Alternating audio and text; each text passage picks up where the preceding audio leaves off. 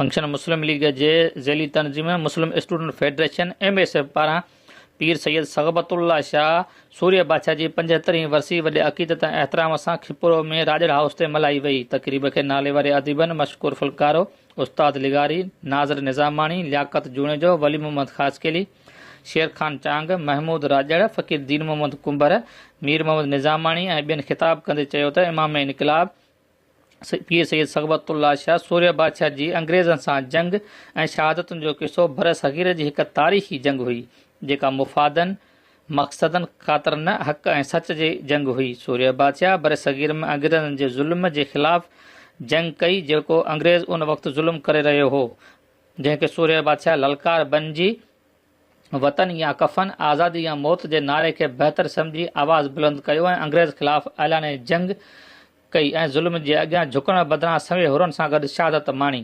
मुक़ररनि चयो त सूर्य बादशाह जे अंग्रेज़ सां वेढ़े जी निस्बत करबला ऐं उन खां अॻिते नबी पाक जे जंग सां मिले थी। तक़रीब खे फंक्शन मुस्लिम लीग जे अॻुवाण ऐं अॻूणे MPA काज़ी शमसुद्दीन राजड़ ख़िताब कंदे चयो त पागारो ख़ानदान हुसैनी ख़ानदान आहे जंहिं हमेशह हक़ ऐं सच जा आवाज़ बुलंद कयो आहे। सूर्य बादशाह बर सग़ीर जे अवाम लाइ अंग्रेज़ साम्राज्य सां जंग कई।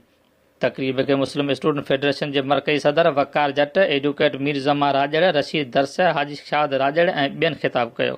पीर सैयद सग़बतुल्लाह शाह सूर्य बादशाह जे वरसे वारे तक़रीब में फंक्शन मुस्लिम लीग ऐं सूर्य बादशाह सां अक़ीदत रखंदड़ हज़ारनि जे तइदाद में माण्हुनि शिरकत कई। सूर्य बादशाह जे तस्वीर ते गुलनि जी विरखा कई।